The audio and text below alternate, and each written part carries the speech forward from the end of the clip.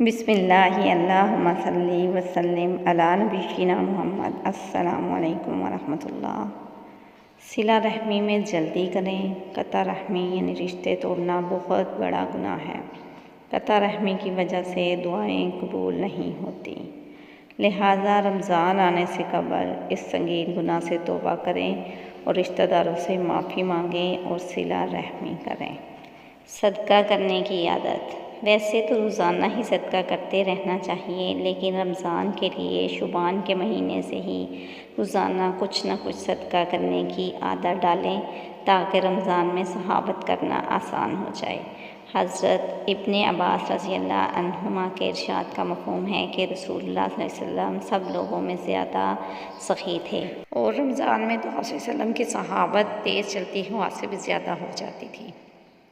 TV से एतराज़। TV खराफात का मजमूआ है, लिहाजा रमज़ान की आमद से कब इससे जान छुड़ाने की कोशिश करें। टीवी पर रमज़ान नशरियात के नाम पर अक्सर प्रोग्राम गैर शरई और महलूत हैं।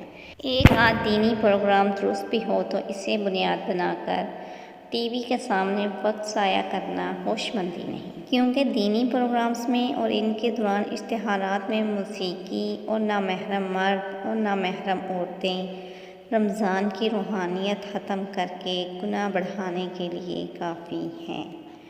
माली हकूक़ से मुतल्लिक़ मसाइल सीखें।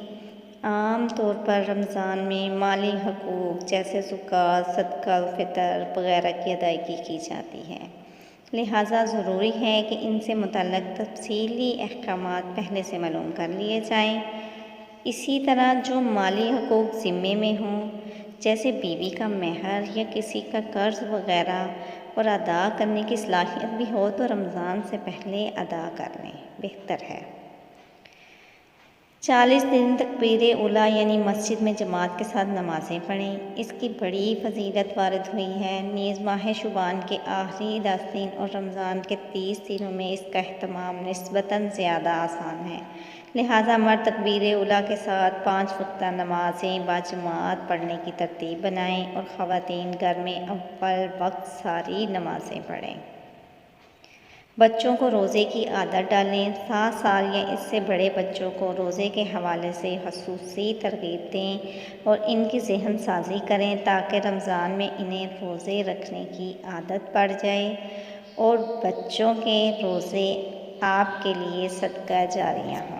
रात को जल्दी सोने की आदत डालें। दोस्तों की फजूल मजालिस, गपशप की महफिल और रात गए तक सर अंजाम दी जाने वाली सरगर्मियों से आहिस्ता आहिस्ता किनारा कशी इख्तियार करें ताकि रमज़ान में तरावी के फ़ौरन बाद बिला ताख़ीर सो सकें। याद रखें, तहज्जुद और सहरी में हशाश मशाश उठने का दारोमदार रात को जल्दी सोने पर है। आदमी कुछ वक्त मस्जिद में गुजारें। अमूमन हमारा दिल मस्जिद में नहीं लगता, लिहाजा अभी से नमाज़ों के बाद कुछ देर मस्जिद में ठहरें, ज़िक्र व अज़कार तलावत करें और मस्जिद में दिल लगाने की मशक़ करें ताकि रमज़ान के आखिरी अशरे के मसनून एतिकाफ़ में बैठना आसान हो जाए। इस रमज़ान को गुज़िश्ता रमज़ान से मुमताज़ करें। किसी ऐसी इबादत की तरतीब बनाएं जो आपके नामा अमाल में इस रमज़ान को गुज़िश्ता रमज़ानों से मुमताज़ कर दे। मसलन 30वां पारा ज़ुबानी याद कर लें या सूरह रहमान, सूरह यासीन, सूरह मुल्क, सूरह अलिफ लाम मीम सजदा वग़ैरह सूरतें ज़बानी अच्छी तजवीज़ के साथ याद कर लें या किसी यतीम को ढूंढकर इसकी कफ़ालत का बंदोबस्त कर लें। किसी जगह पानी की अशद ज़रूरत हो तो ट्यूबवेल, कुआँ या ठंडे पानी का प्लांट लगवा दें या मस्जिद मदारस के साथ पुरखुलूस ताउन करें या मुस्तहिक तलबा के लिए फ़ीसों और यूनिफॉर्म का बंदोबस्त कर लें वग़ैरह वग़ैरह। दुआओं का एहतमाम करें। रमज़ानुल मुबारक की तैयारी के हवाले से दर्ज वाला हदायत और तजावीज़ पर अमल और दूसरों तक पहुँचाने के साथ साथ अल्लाह ताला से रमज़ानुल मुबारक की बरक़ात के हसूल के लिए ख़ुसूसी दुआएं मांगें। बिलख़ुसूस इस दुआ का एहतमाम फरमाएँ, अल्लाहुम्मा बारिक लना व बल्लिग़ना रमज़ान। तर्जुमा, ए अल्लाह हमारे लिए बरकत अता फरमाइए और हमें रमज़ान के महीने तक पहुँचा दीजिए। अस्सलामु अलैकुम व रहमतुल्लाह।